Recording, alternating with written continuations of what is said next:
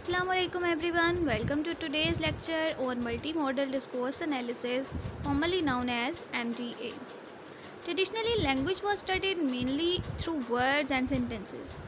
However, in today's digital world, meaning is created not only through language but also through images, sounds, gestures, colors, and spatial arrangements.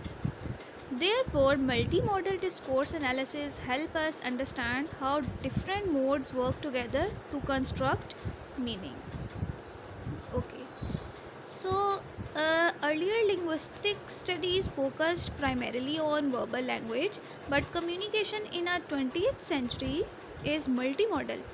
For example, when we watch a YouTube video or a news broadcast, meaning is conveyed through spoken language, visual images, background music, facial expressions, and obviously screen layout. Thus, MDA moves beyond traditional linguistics and studies communication as a combination of multiple semiotic resources. Then we have four core semiotic resources. And what kind of resources are these? According to multimodal scholars, four important resources contribute to meaning making. First one is visual modes like images, colors, symbols, and videos. Second is verbal mode like written and spoken language, oral mode, voice, music, sound, effects, and intonation. Spatial mode, it is the arrangement, distance, and composition of elements. So, together these modes interact and create a complete communicative message. Then we come to historical development. Okay, so the foundations of multimodal studies developed gradually. In the 1970s, researchers began exploring the relationship between language and images. During the 1990s, visual communication gained greater attention, and then in 2000s, scholars emphasized social semiotics and multimodal meaning making. And by the 2010s, okay, digital media and social platforms expanded the scope of multimodal analysis. So, as communication evolved, multimodal discourse became an important area of research. Okay, then we have Kress and Van grammars. Okay, one of the most influential contributions came from these authors. Okay, they proposed a grammar of visual design. According to them, images have their own grammar just like language. They explained three important meanings: representational meaning, what is shown; interactive meaning, how viewers are connected to the image; compositional meaning, it means how different elements are arranged. So, this framework is widely used in media, advertising, and educational research. Then we have the qualifying semiotic distribution around the world. Researchers can also analyze multimodal data quantitatively. For example, in new program, visuals may contribute 50%, spoken language 30%, and sound effect 10%, and spatial organization 10%. Such distributions help researchers understand which mode dominates communication. Then we can move to mathematical modeling of salience. Okay, another important concept is salience. Salience refers to the degree to which certain elements attract viewers' attention. Factors influencing salience include size, color contrast, brightness, position, and movement. So, elements with greater salience become more noticeable and influence meaning more strongly.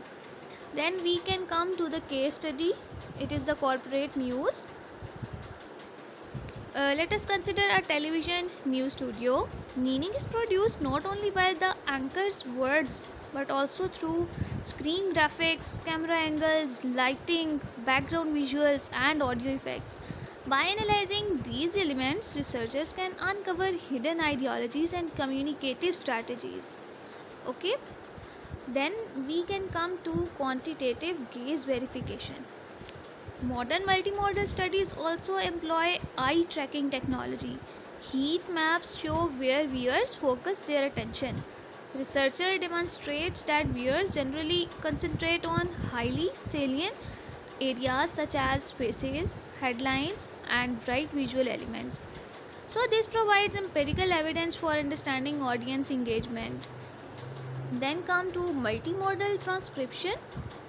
To analyze multimodal data systematically, researchers create a transcription log. This records time, spoken language, gestures, visual elements, and obviously the sound effect. Such transcription enables a detailed analysis of how multiple modes interact over time. Then there are methodological challenges. Despite its importance, MDA faces several challenges. These include, you can see on the slides, subjectivity in interpretations, complexity of multimodal data, cultural differences, and difficulties in coding and analysis.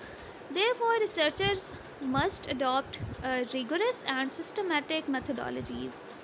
So, then comes to our conclusion.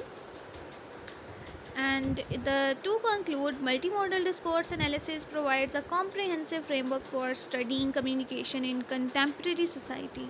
Okay, it recognizes that meaning is not produced by language alone, but it emerges from the interaction of visual, verbal, auditory, and spatial resources. In the age of digital media, it has become an indispensable tool for researchers in linguistics, in media sciences, in communication and education. Okay, hope you understand this lecture.